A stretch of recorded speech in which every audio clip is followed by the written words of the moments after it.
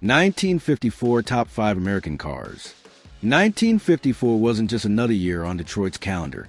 It was a pivot point. The American car scene was shifting fast, and the big players knew it.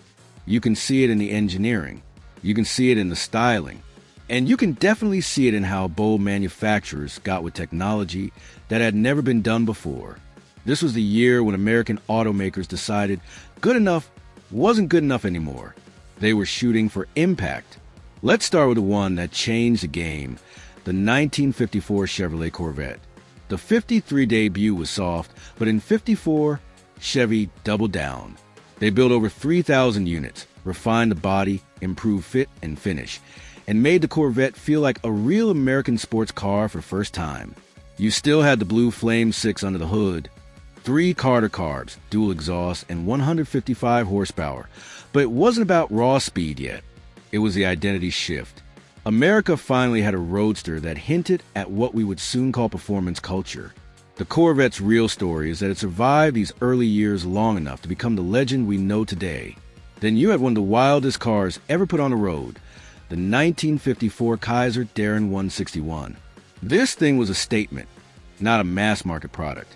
First American fiberglass sports car to beat the Corvette to production. Sliding doors that disappeared into the fenders. A dramatic Darrin dip in the doors. A long, sculpted nose. And yes, only 435 built before Kaiser tapped out. Under the hood, you got a 90-horsepower Willis F-head 4-cylinder, which wasn't winning any drag races. But the car wasn't designed for raw muscle. It was designed for style, forward-looking, attention-grabbing. A car that showed the world the U.S. had design imagination well beyond chrome and fins. On the luxury and innovation side, Ford stepped onto the scene with something nobody else had tried, the 1954 Ford Crestline Skyliner. This model featured the first production plexiglass roof panel, a transparent green-tinted canopy over the front seats. When people walked by one of these in a dealer's showroom in '54, they stopped. It was futuristic. It was bold. And it was Ford signaling that they weren't afraid to gamble on design risks. Powered by the 239 Y-block V8, the Skyliner wasn't the fastest car of the year, but was a trendsetter in form and engineering, a real corporate flex from Ford. We lead, others follow.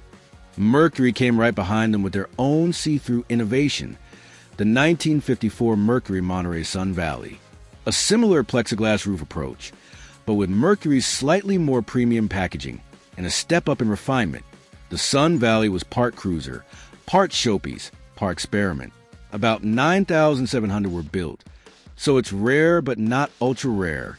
And under the hood, you had Mercury's 256 cubic inch Y-block V8 pumping out 161 horsepower. The Sun Valley demonstrated how automakers were willing to test new ideas directly on consumers, something that shaped the design language of the entire decade. But if we're talking credibility, if we're talking real performance and reputation, then we have to talk about the king of the straight six, the 1954 Hudson Hornet Special. This was the last full year where Hudson had its signature step-down body before merging with Nash. The Hornet Special may not have been as flashy as Kaiser or as futuristic as the Ford Skyliner, but had something the others didn't. Proven track dominance. NASCAR wins. Real racing heritage. The 308 CI inline 6 with twin-H power was a low-revving torque monster. Smooth, strong, reliable, and Hudson drivers kept proving that you didn't need AV8 to run with the big boys. The Hornet Special was the blue-collar performance hero of 1954. So when we talk about the top 5 cars of 1954, we're not just naming a list. We're stitching together the story of a changing America. You had the Corvette beginning its climb toward icon status. You had the Kaiser Darrin pushing design boundaries nobody else dared to touch. Ford and Mercury both rolled out cars that looked like they came straight out of Science Expo. And Hudson? They stayed committed to real-world performance, the kind you could take from showroom to speedway. These weren't just automobiles. They were early signals, proof that American engineering was evolving quickly, and that automakers were hungry for innovation, style, and swagger. And now we line them up, all 5, head-to-head, style versus performance, innovation versus heritage, the cars that shaped the mid-50s and pushed the industry forward. Let's find out who really ruled the road in 1954. Welcome to CarSwagger, where legends never die